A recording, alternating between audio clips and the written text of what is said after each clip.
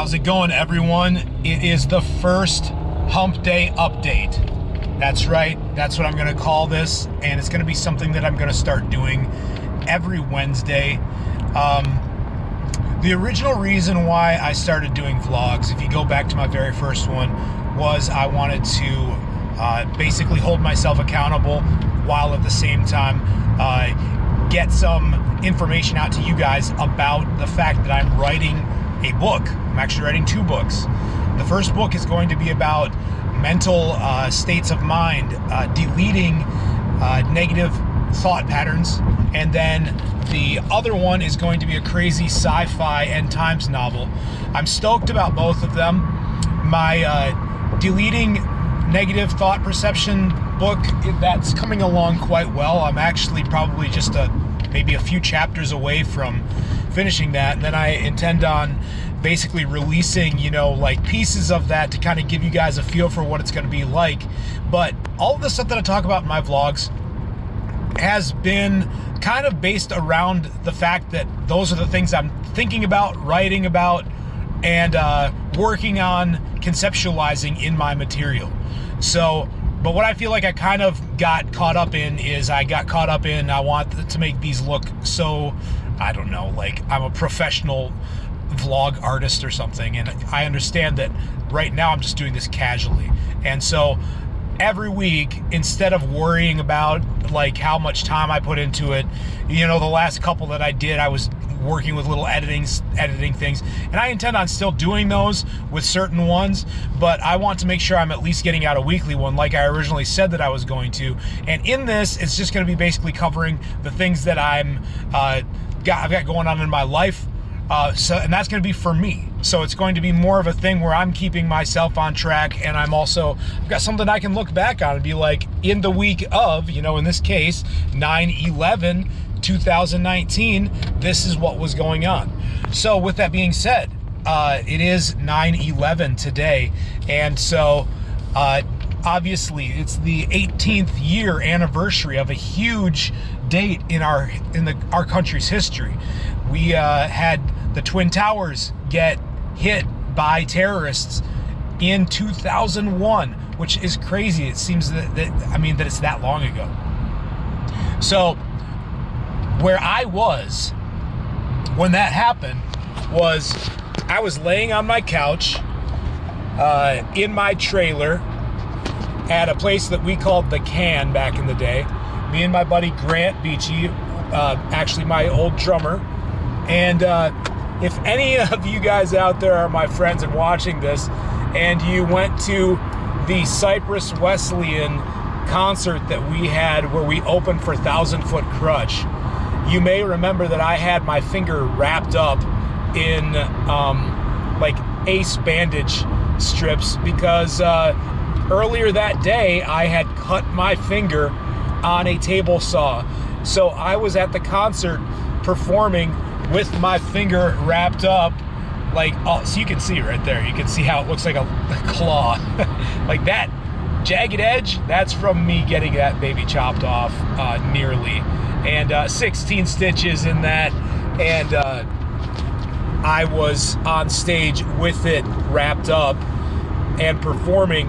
So come 9/11, which would have been, I believe it was either that following Monday or Tuesday of 2001, I was off of work because my finger was so mangled. The doctor said, you got to stay home and let this thing heal up before you can go back.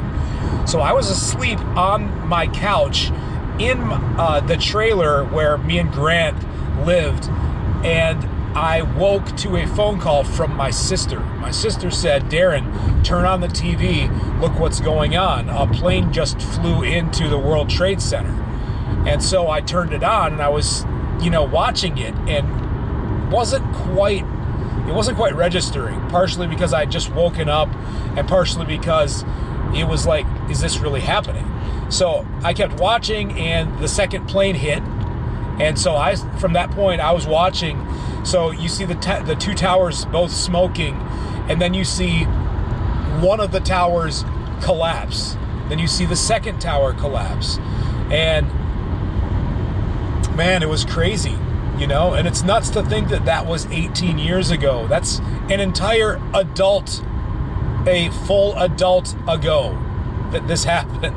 That's wild. But it's very important that we still remember, just what happened, and that was just a very, I don't know, it was a very unifying moment for our country, because we were all back on the same page, where it's like, this is wrong, this happened to our citizens, what are we going to do as a nation to fix it? So that was my 9/11 story. And so further updates, I wanted to talk about this lady that I just recently, I picked up her book on Audible. Her name is Dr. Caroline Leaf. She is a neuroscientist. She's been working for the past 30 years on brain, the way that the brain functions.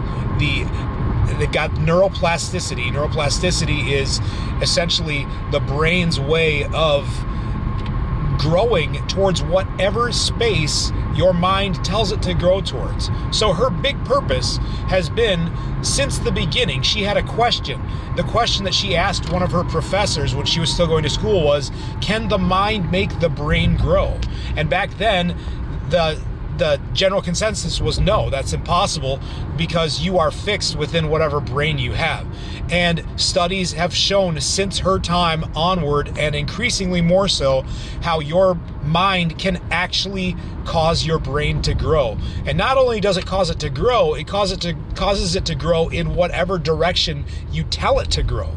So if you are thinking positive thoughts, and you guys, this is exactly what I've been talking about in my vlogs and what I'm writing about, because I've been studying this stuff. I knew it in school too, but it's great to find somebody else that's like a super expert in the field of this stuff, who backs up what I'm saying.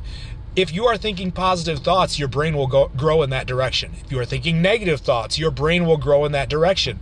And what I mean by grow is it forms new pathways, these intricate webs of nerve signals that grow stronger and stronger every time you think whatever thought you're thinking. So if you're thinking something positive structures will grow, and not only do positive structures within your brain grow, but because it's a positive thought, there are chemicals that are correlated with positive thinking that, again, she talks about how we are wired for optimism.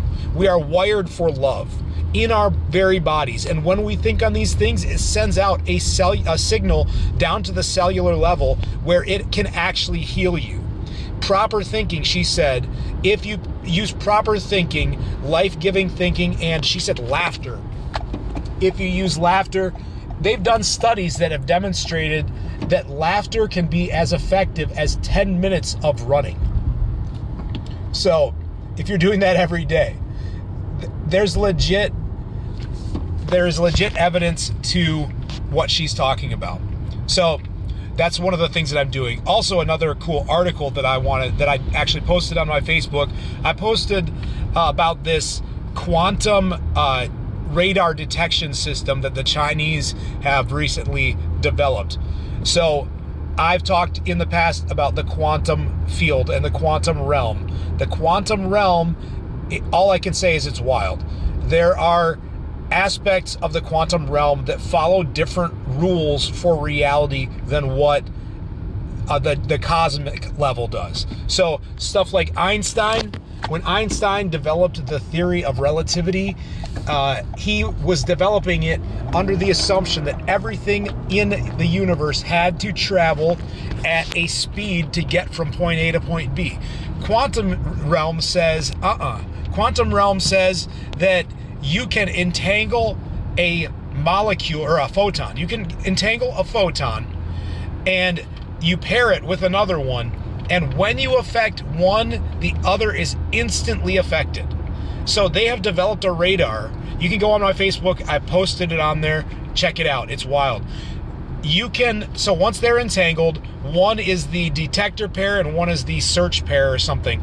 I can't remember the exact terminology they used, but what they do is they send out a signal, and once it reaches the intended thing that it's detecting, it is instantly updated back to the radar detection system. Not in the speed of light, which is still blazing fast, obviously, but no, we're talking real time. Real time, they catch that the object that they are detecting, and in real time, they have the information at their fingertips of what that object is. It's crazy stuff. So, an interesting thing about that and about the Caroline Leaf stuff that I shared is that both of them talk about quantum realm.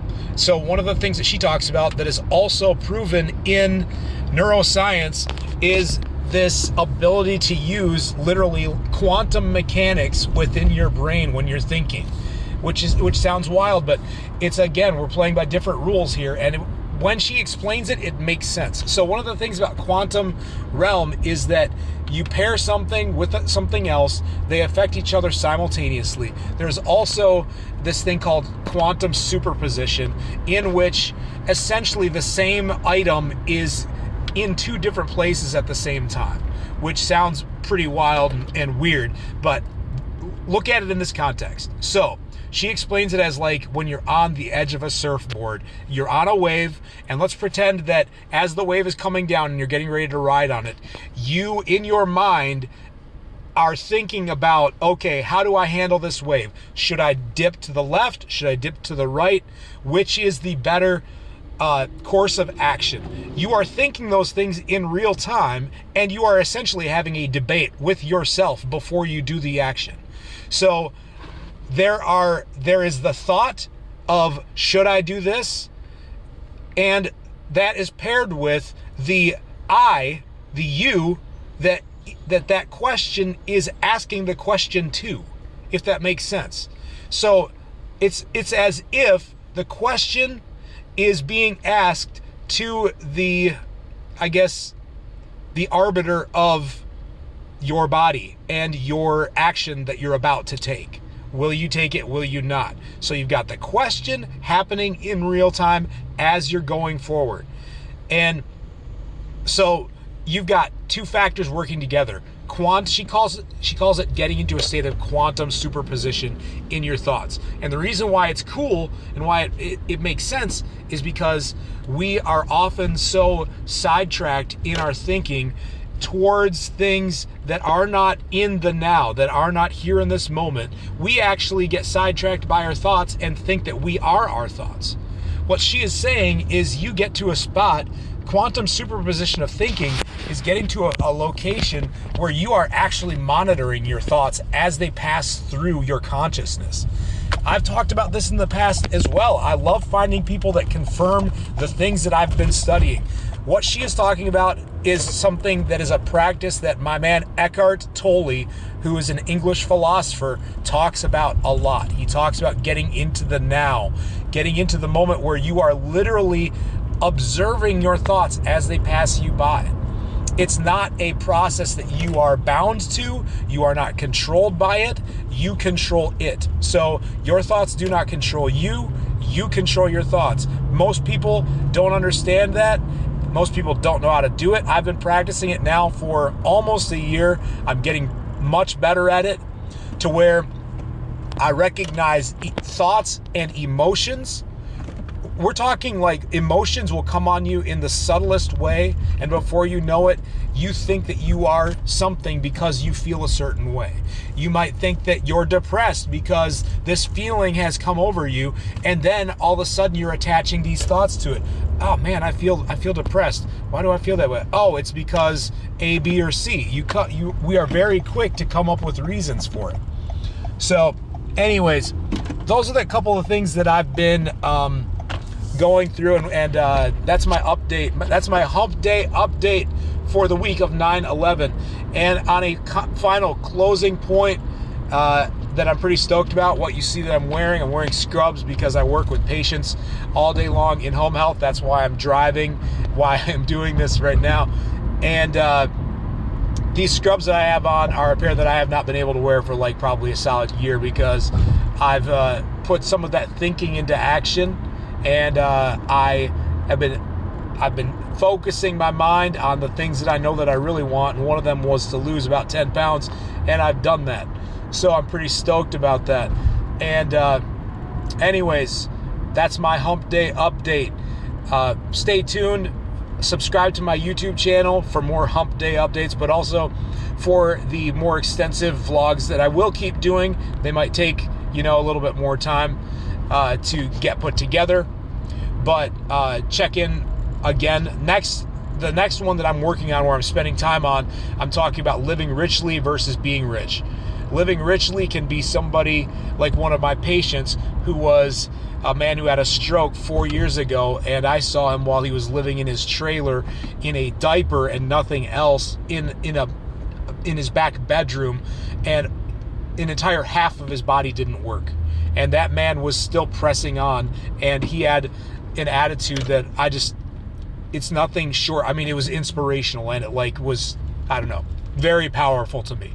So it's going to be talking a lot about, again, positive mentalities, even in the face of extreme hardship, and being grateful for what we've been given. Again, subscribe to my YouTube channel. Follow me on Facebook. I have a page called Believe You Me where I post all these videos. Get on there. I also have a Twitter page. It's going to be more political in nature usually, but I also do post on some nerdy sci-fi stuff on there as well. So, with that being said, love you guys. I will see you again soon. Thanks.